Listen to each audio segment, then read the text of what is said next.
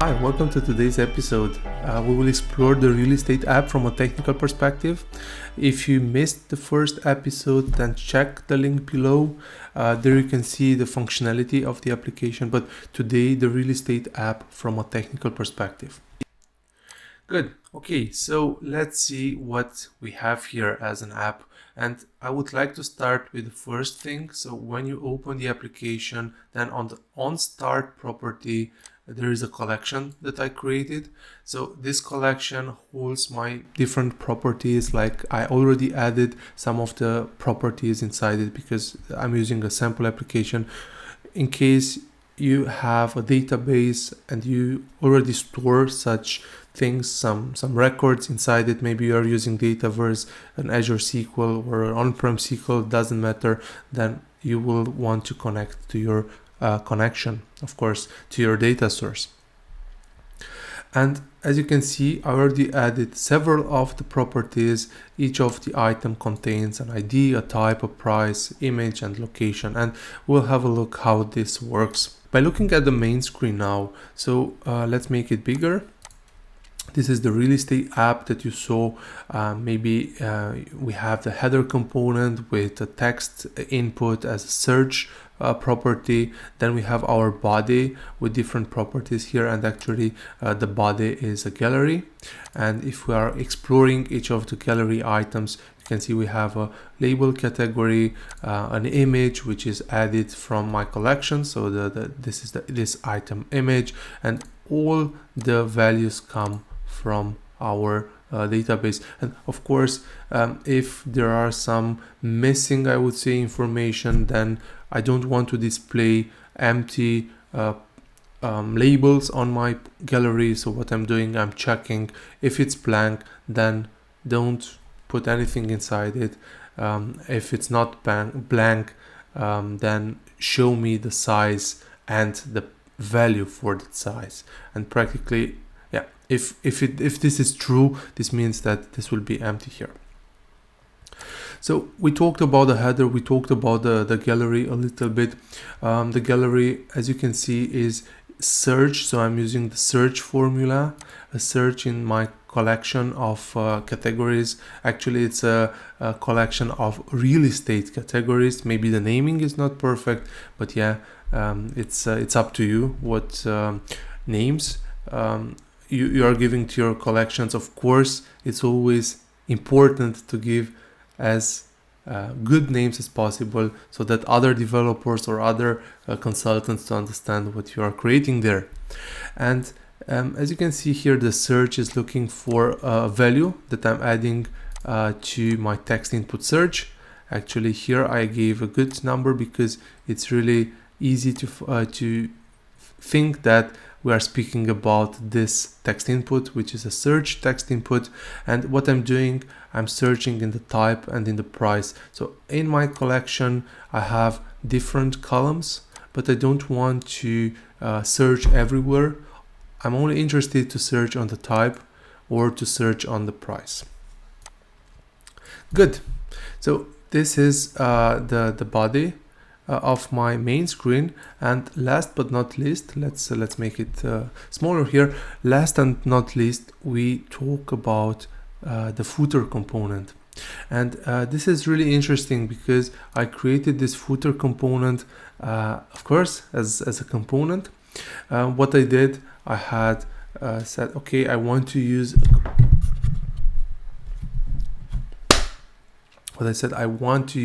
a component on all of my screens because this is the footer of all of my screens that I'm using in my application. So what I did, I created a horizontal component with practically the container is a horizontal container, not a component. And as you can see, it's formed by different icons that I added here, and also a button, the home button. And the functionality of the home button is that you are on another screen and you want very fast to navigate back to the home screen. Well, this functionality is or was added to my footer component. And if you're looking, okay, how I did it, because this component needs to be used everywhere. Let's have a look. So if we're if I'm going to the footer component, you can see here that I added a new property, and this is a new custom property. And actually you can add custom properties when you are creating components. So if I'm looking at the component here, and if I'm going to the properties, you can see that I have here my home screen as a new custom property. And it's really easy to create new custom properties. Yeah, you just need to understand, to know, okay, what is it? Is it an input? Is it an output? I want to use this data from somewhere else, or I want to use the value of this property for other components.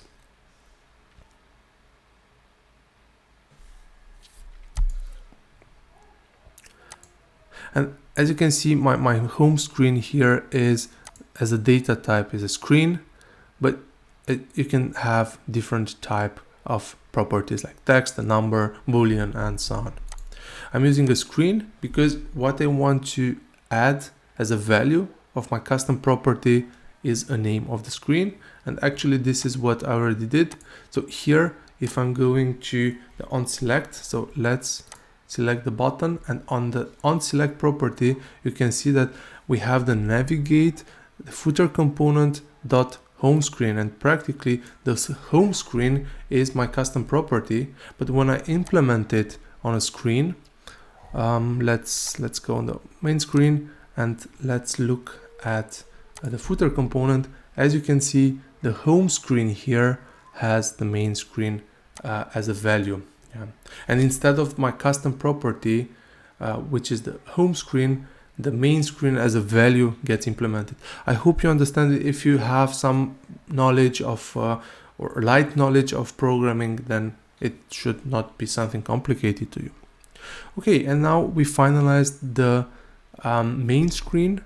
Now let's go and have a look at the detail screen.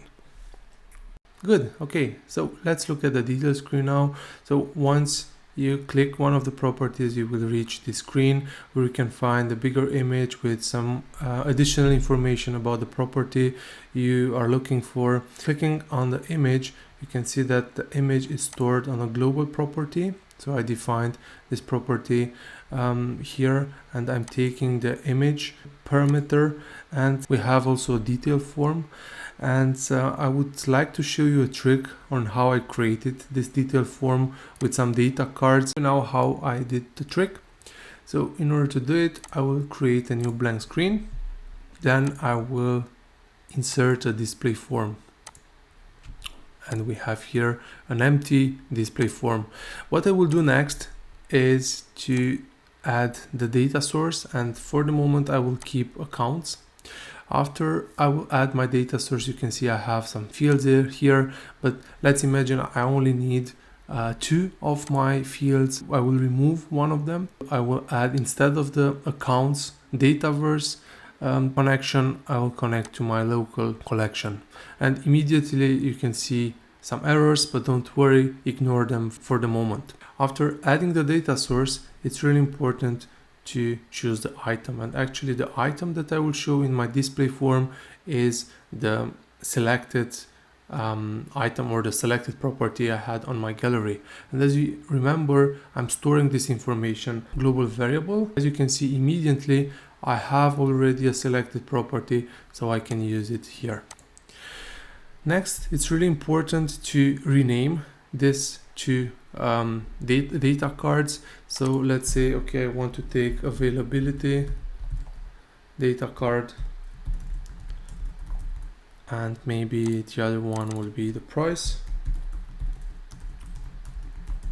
And now let's concentrate on the availability. So what I would like to do is to display if the property that I selected in my gallery is available or not.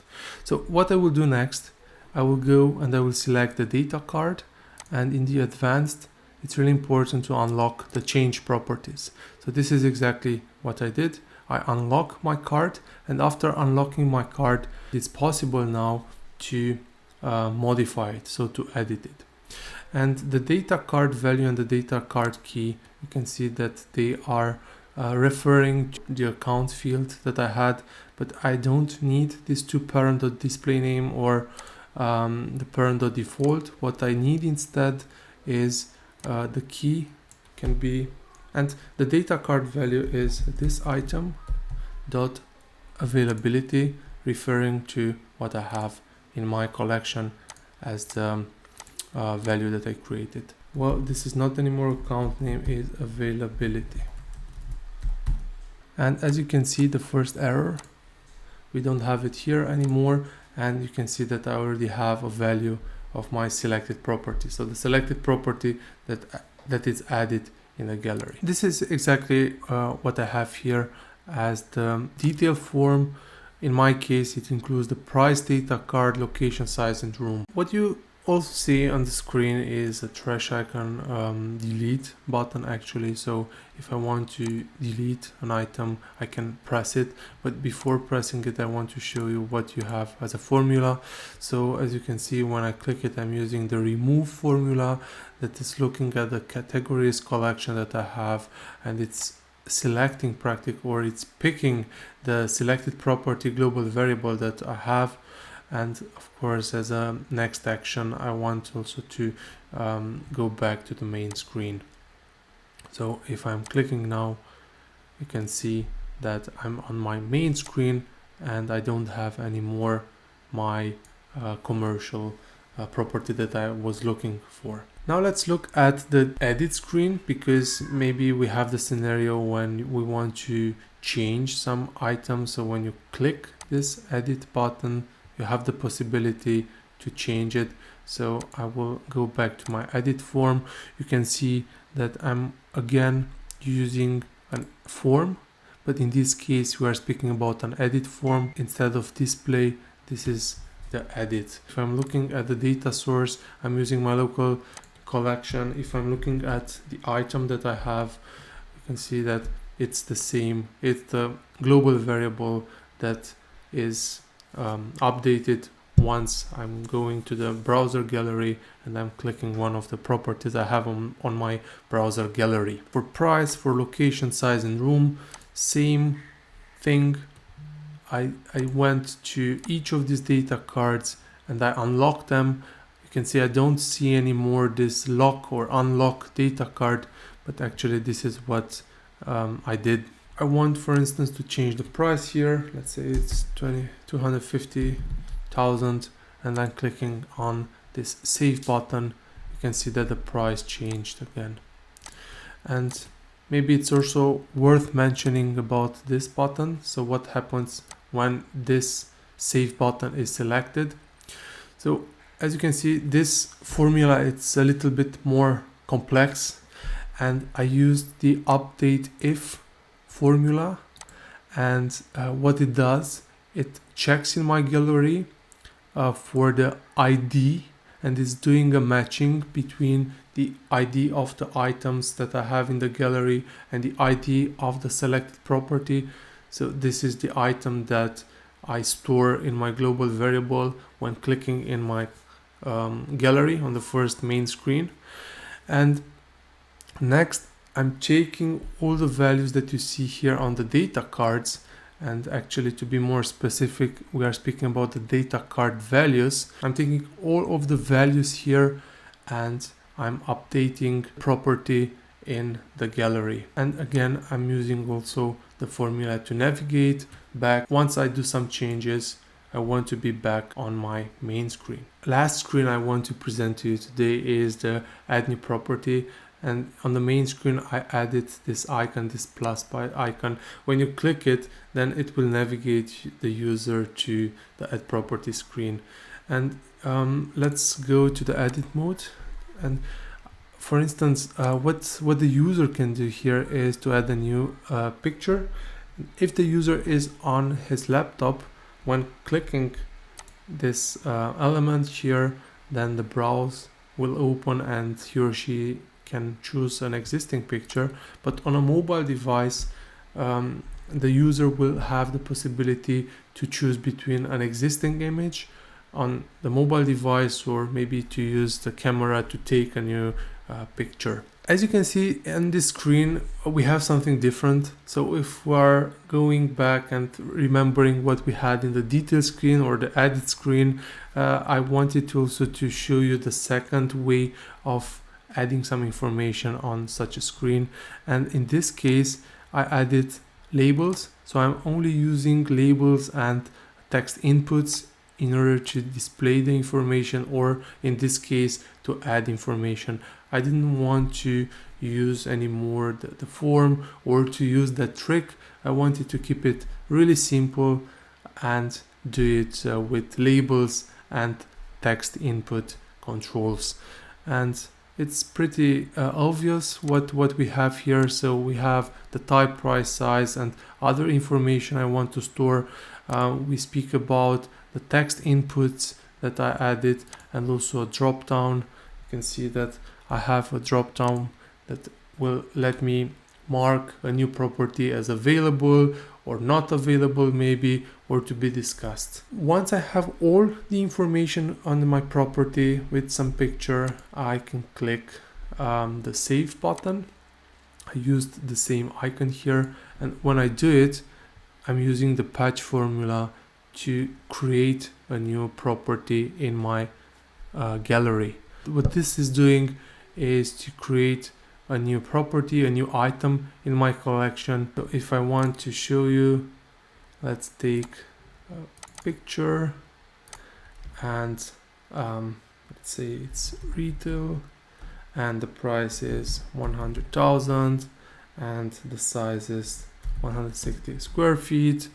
I'm not sure if it's available or not, so it will be discussed, and it's in New York as a property. And then I click on save, and I have my new property added on my screen. The element that is also present on all of my screens is this footer container. So that's why I created it as a component, because I wanted to add it on all of my screens. I hope you enjoyed technical review session of the real estate app that followed the functionality video that I presented. So as a summary, this real estate application is designed for the agents that are on the way and they are meeting clients. They want to showcase to their clients some existing properties, or maybe they want to add new properties on the screen. And actually we look today at a very, I would say, simple application that has only 4 screens. So first you have your main screen, then you are storing a variable, in a global variable, the item, the gallery item that got selected. Then you see more information about it if you wish. If you want to do some edits, there is a possibility to edit the property, but if you want maybe to remove it, this is also possible.